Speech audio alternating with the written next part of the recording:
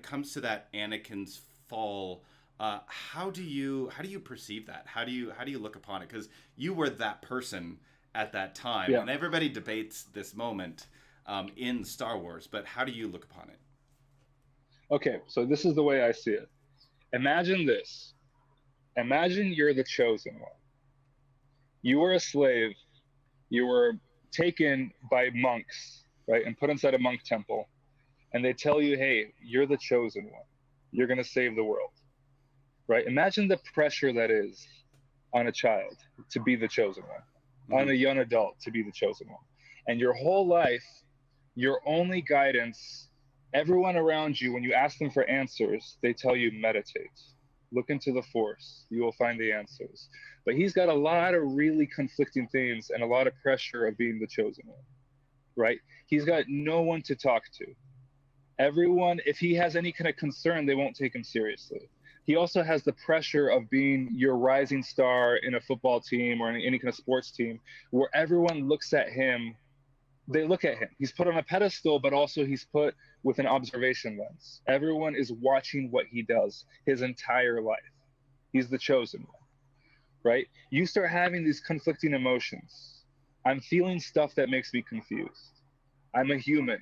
I'm going through puberty. I'm falling in love. I'm feeling these things that meditation doesn't necessarily answer: human emotion, confusion, identity, pressure. You have all these issues, and then you have one person in your entire universe who treats you like a person. He doesn't treat you like a chosen one. He doesn't put pressure on you. He doesn't make you do stuff. He doesn't expect anything from you. He's just a friend who gives you advice. His name is Palpatine. He's also a senator, very high up. He's like a famous person, right? He's a senator. He's very famous, but he takes time to hang out with you, to answer your questions, to give you advice. He's like this father figure that you've never had. You've had mentors, you've had friends, you've had rivalries, but you haven't had a true father, someone who wants nothing from you.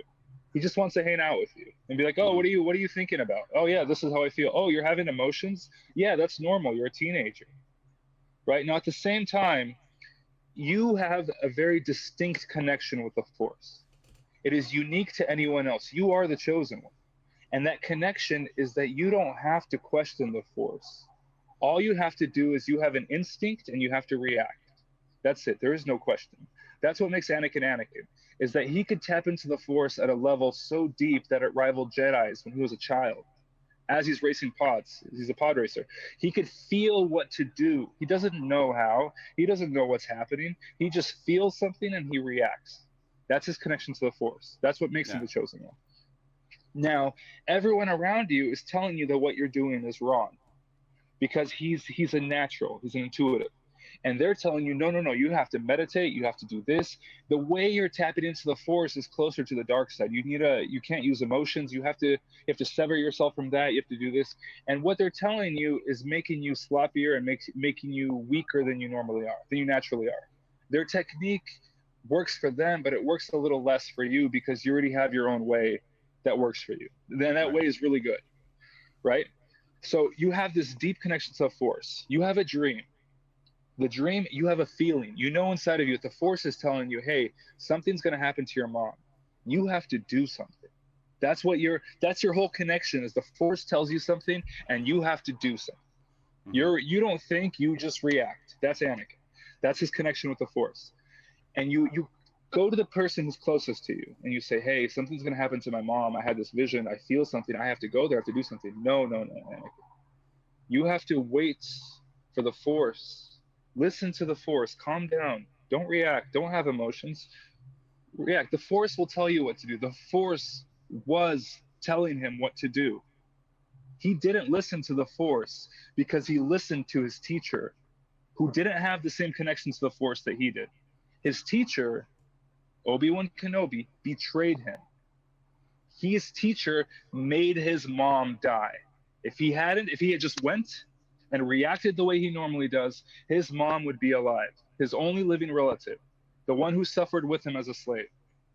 Suddenly you have this teacher who tells you to listen to your emotions, listen to your heart. You already know what to do.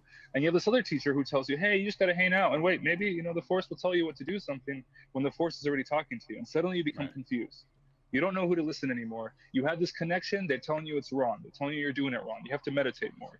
You're not calm enough. You're not the Jedi that they want you to be. You're not the chosen one that you want them to be. You have to be their person, right? And then you have this other person who's like, hey, there's other sides to this. There's more information that they don't even know. They have no idea. They're stuck inside their own universe. They're only giving you a small piece of information.